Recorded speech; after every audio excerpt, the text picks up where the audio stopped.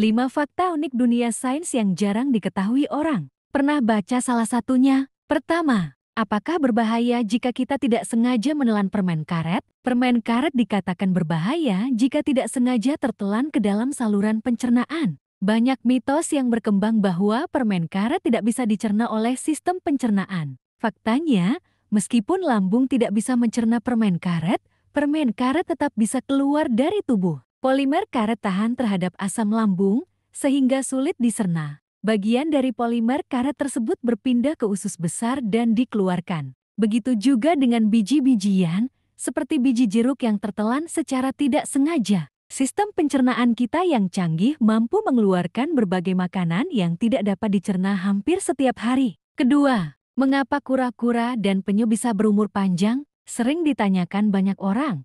Mengapa kura-kura dan penyu bisa berumur lebih panjang dibandingkan hewan lain? Sering ditanyakan banyak orang. Mengapa kura-kura dan penyu bisa berumur lebih panjang dibandingkan hewan lain?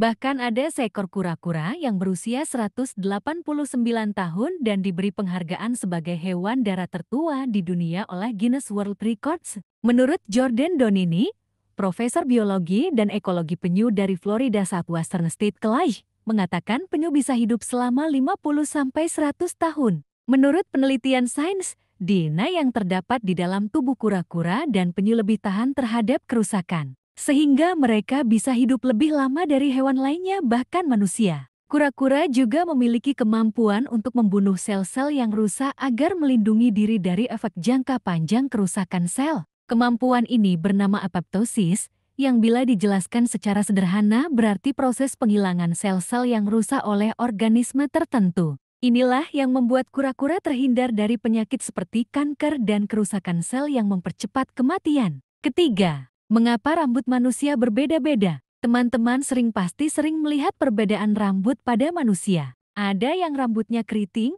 ada yang lurus, ada yang berwarna coklat, ada yang hitam. Setiap manusia memiliki genetik yang berbeda, yang diturunkan dari orang tuanya. Setiap genetik dari orang tua membawa sifat dominan dan resesif. Dominan artinya gen tersebut lebih kuat daripada yang resesif. Nah, gen dengan sifat dominan ini dapat menutupi karakter lain dan membentuk variasi gen. Perbedaan genetik ini memengaruhi perbedaan karakter dan penampilan fisik pada manusia. Sehingga kadang kita bisa terlihat berbeda dari orang tua kita, karena adanya sifat-sifat genetik yang saling memengaruhi. Keempat, mengapa matahari berubah jingga ketika menjelang senja? Pertanyaan ini merupakan hal yang dekat dengan kita. Kita sering bertanya-tanya, mengapa matahari akan berwarna putih terang ketika siang, namun berubah oranye kejinggaan ketika senja? Dilansir dari National Geographic Indonesia, seorang ahli meteorologi dari Australia bernama Adam Mogen mengatakan bahwa ketika terbit dan terbenam,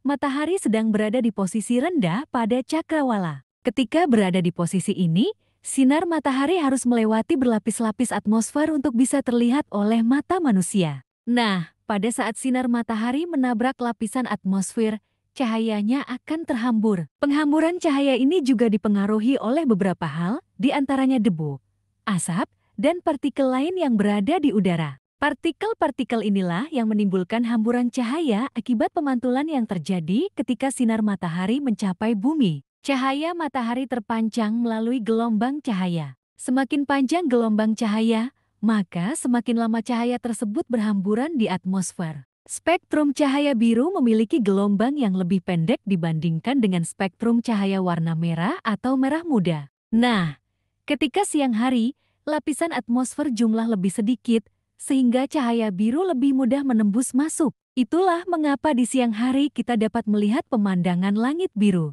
Ketika bumi berada jauh dari matahari, lapisan atmosfer yang harus dilalui matahari semakin tebal. Spektrum warna jingga, merah, dan kuning dapat menembus jarak atmosfer yang panjang. Lalu, terjadilah warna yang indah ketika terbit dan tenggelam. Kelima, apakah ikan juga bisa merasa haus? Sejauh yang kita tahu, ikan merupakan salah satu hewan yang hidup di dalam air. Namun, pernahkah ikan yang berada di dalam laut merasa haus? Apakah mereka juga meminum air dari laut?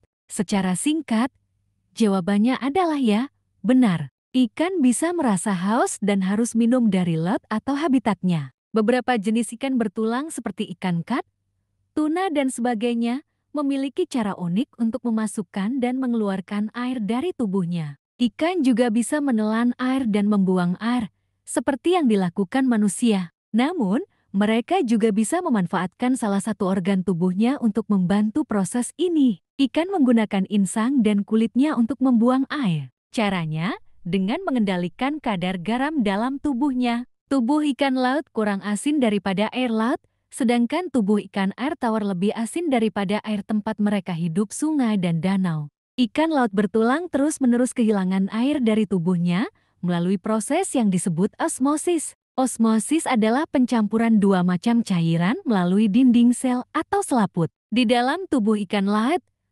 konsentrasi garamnya lebih rendah dibandingkan lingkungannya, sehingga ia bisa kehilangan air di dalam tubuhnya. Oleh karena itu, ikan harus menghidrasi tubuh dengan minum. Nah, itulah 5 fakta unik dunia sains yang ternyata lebih menakjubkan daripada yang kita kira.